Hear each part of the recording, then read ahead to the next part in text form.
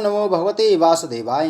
नमस्कार दोस्तों, स्वागत है आप सभी का हमारे चैनल भक्ति ज्ञान में। दोस्तों, आज मैं आपको अग्नि पुराण की कथा सुना रहा हूँ, जिसमें हम सुनेंगे अग्नि पुराण के 41वें अध्याय कथा शिलान्यास की विधि। भगवान हैग्रीव बोले, अब मैं शिलान्यास स्वरूपा पाद प्रतिष्ठा का वर्णन करूँगा। पहले मंडप बनाना चाहिए, फिर उसमें 4 कुंड बनावे। वे कुंड क्रमशः कुंभ न्यास, इष्ट का न्यास, द्वार और खम्भे के शुभ आश्रय होंगे। कुंड का 3/4 हिस्सा कंकड़ आदि से भर दे और बराबर करके उस पर वास्तु देवता का पूजन करें।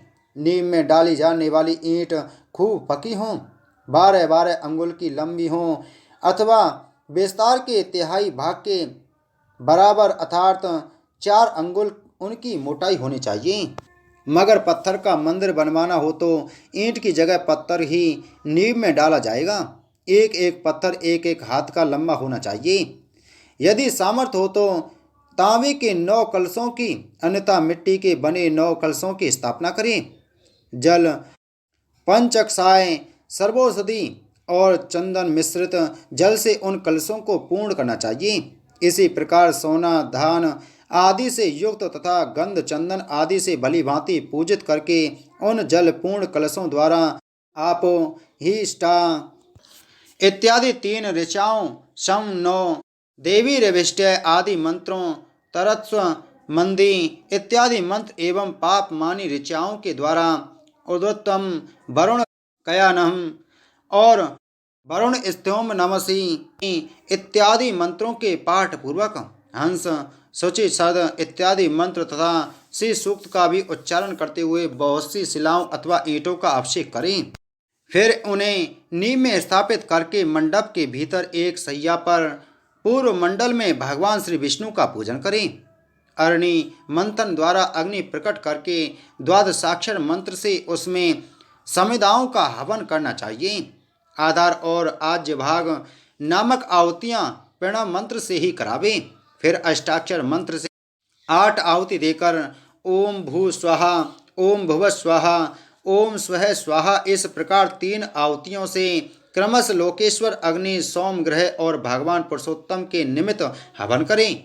इसके बाद प्रायश्चित संज्ञक हवन करके प्रणव युक्त द्वादशाक्षर मंत्र से उड़द, घी और तिल को एक साथ लेकर पूर्ण आहुति हवन करना चाहिए।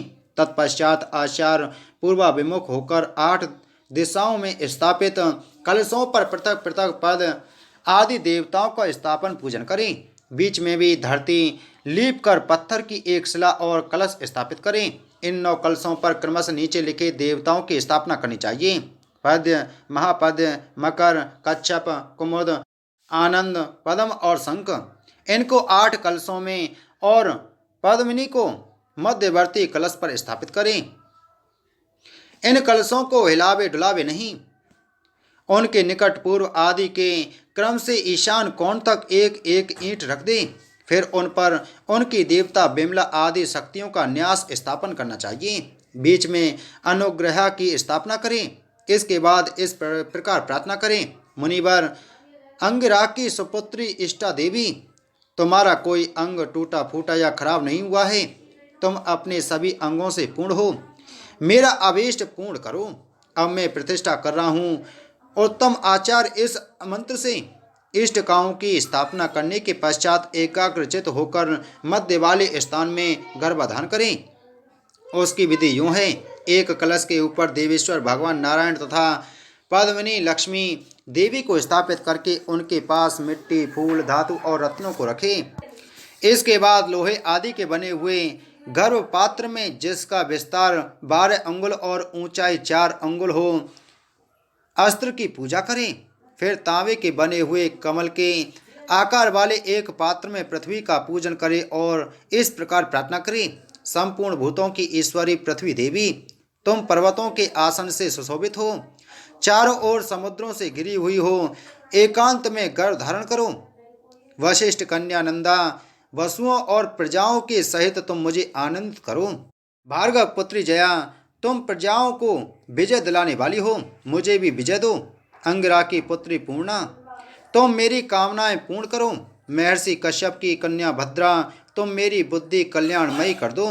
संपूर्ण बीजों से युक्त और समस्त रत्नों एवं औषधियों से संपन्न सुंदरी जया देवी तथा वशिष्ठ पुत्री नंदा देवी यहाँ आनंद पूर्वक रम जाओ। हे कश्यप की कन्या भद्रा, तुम प्रजापति की पुत्री हो, चारों ओर फैली हुई हो, परम महान हो, साथ ही सुंदरी और सुकांत हो, इस ग्रह में रमन करो। हे भार्गवी देवी, तुम परम आश्चर्यमयी हो, गंध और माल्य आदि से सुशोभित एवं पूजित हो, लोगों को ऐश्वर्य प्रदान करने वाली देवी, तुम इस ग्रह में रमन करो। इस देश के सम्राट, इस नगर के राजा और इस घर के मालिक के बाल बच्चों को तथा मनुष्य आदि प्राणियों को आनंद देने के लिए पशु आदि संपदा की वृद्धि करो। इस प्रकार प्रार्थना करके वास्तु मंड कुंड को गौमूत्र से सींचना चाहिए। यह सब विधि पूर्ण करके कुंड में गर्भ को स्थापित करें।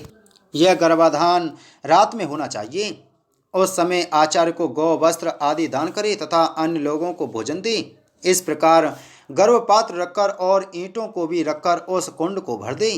तत्पश्चात मंदिर की ऊंचाई के अनुसार प्रधान देवता के पीठ का निर्माण करें। उत्तम पीठ वह है जो ऊंचाई में मंदिर के आधे विस्तार के बराबर हो।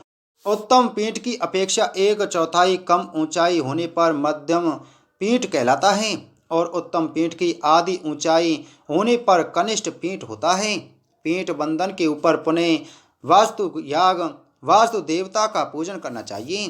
केवल पाद प्रतिष्ठा करने वाला मनुष्य भी सब पापों से रहित होकर देवलोक में आनंद भोग करता है। मैं देव मंदिर बनवा रहा हूँ, ऐसा जो मन से चिंतन भी करता है उसका शारीरिक पाप उसी दिन नष्ट हो जाता है। फिर जो विधि पूर्वक मंदिर बनवाता है उसके लिए तो कहना ही क्या है।